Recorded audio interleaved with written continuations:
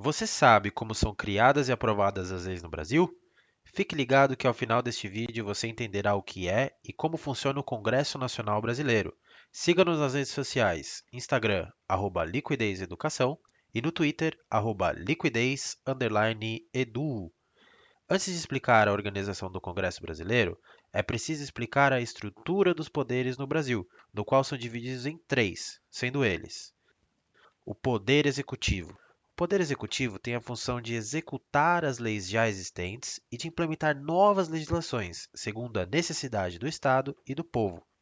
Compõe este poder no âmbito municipal os prefeitos, no âmbito estadual os governadores e no âmbito nacional o presidente e ministros e seus respectivos vices. Poder Judiciário. Este poder tem como função garantir os direitos individuais, coletivos e sociais, bem como resolver conflitos entre cidadãos, entidades e Estado. Compõe este poder todo o Judiciário brasileiro, sendo este o Supremo Tribunal Federal, Conselho Nacional de Justiça, os tribunais e juízes em todo o território nacional. E por fim, temos o poder legislativo, que é responsável por produzir as leis da nossa sociedade com o objetivo de regular a vida em comum. Além disso, cabe ao Poder Legislativo fiscalizar e controlar os atos do Poder Executivo. Compõe este poder no âmbito municipal os vereadores, cujo qual trabalham na Câmara Municipal, no âmbito estadual os deputados estaduais, cujo qual trabalham na Assembleia Legislativa, e nacionalmente os deputados federais, que trabalham na Câmara dos Deputados, e senadores, que trabalham no Senado Federal. Estes dois últimos compõem o Congresso Nacional, sendo preciso ser eleito pelos brasileiros para fazer parte do Poder Legislativo. Estes poderes são harmônicos entre si, o que significa dizer que no exercício de suas atribuições, um não mandará no outro, mas sim trabalharão em conjunto em prol do povo brasileiro. Tudo bem, mas qual a função, composição e mandato da Câmara dos Deputados e do Senado Federal? A Câmara dos Deputados tem três funções primordiais, que são representar o povo brasileiro, legislar sobre os assuntos de interesse nacional e fiscalizar a aplicação dos recursos públicos. Atualmente, sua composição são de 513 deputados federais, e a divisão desses deputados será definida proporcionalmente à população dos estados, podendo ser realizados ajustes necessários. No ano anterior às eleições, um estado não pode ter menos que 8 ou mais que 70 deputados representantes. O mandato dos deputados é de 4 anos. Já o Senado Federal representa os estados e existe para frear os impulsos da Câmara dos Deputados, servindo para garantir o espírito de equilíbrio e prudência.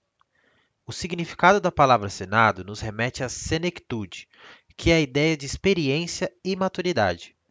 Cada estado elege 3 senadores, com um mandato de 8 anos, renovados de 4 em 4 anos alternadamente, tendo cada senador 2 suplentes.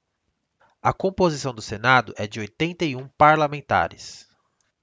Ok, mas como se criam e mudam as leis no Brasil? Juridicamente falando, existem algumas hipóteses para se mudar ou se criar as leis no Brasil, que são: emenda constitucional. A emenda constitucional é uma modificação ou inclusão no texto da Constituição.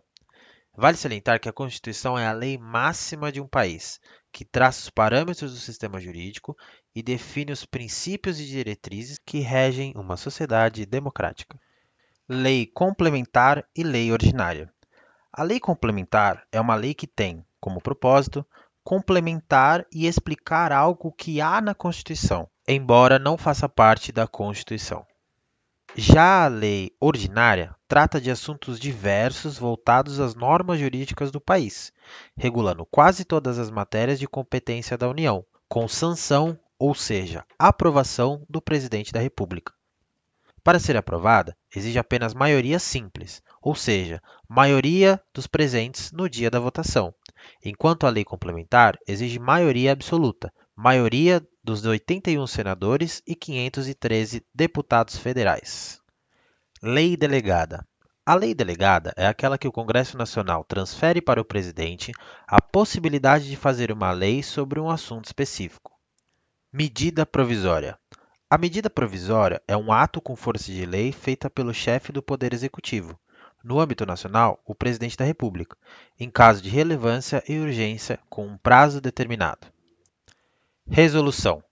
A resolução é um ato do Congresso como um todo ou separado por suas casas para destinar procedimentos internos ou questões vinculadas a eles mesmos. Decretos legislativos. Os decretos legislativos são destinados a regular assuntos exclusivos do Congresso Nacional e sua finalidade é referendar, ou seja, assinar atos presidenciais. Cada uma dessas hipóteses tem suas regras e particularidades que precisam ser observadas para que a lei não seja declarada nula ou inconstitucional pelo Supremo Tribunal Federal e que a criação dessa lei resulte numa melhoria social ao brasileiro. Por fim, uma importante função do Congresso Nacional é a fiscalização. Uma das ferramentas fundamentais do Congresso para desempenhar o papel fiscalizador é um procedimento chamado Comissão Parlamentar de Inquérito, ou CPI. A CPI visa investigar alguma improbidade, ou seja, irregularidade, de algum agente público ou político de grande relevância nacional.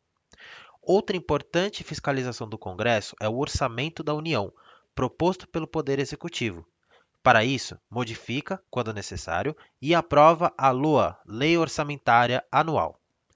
Neste vídeo, vimos que o Congresso Nacional possui um grande poder e importância para a nossa democracia. Por isso, é fundamental que se cheque o histórico e proposta dos candidatos nas épocas das eleições e, após eleitos, acompanhar os seus desempenhos. Ficou até o final desse vídeo? Deixe seu like e se inscreva no nosso canal. Ative as notificações para ficar ligado nos vídeos assim que eles saírem. Se tiver sugestões, deixe seus comentários. Ficamos por aqui. Até a próxima. Tchau, tchau!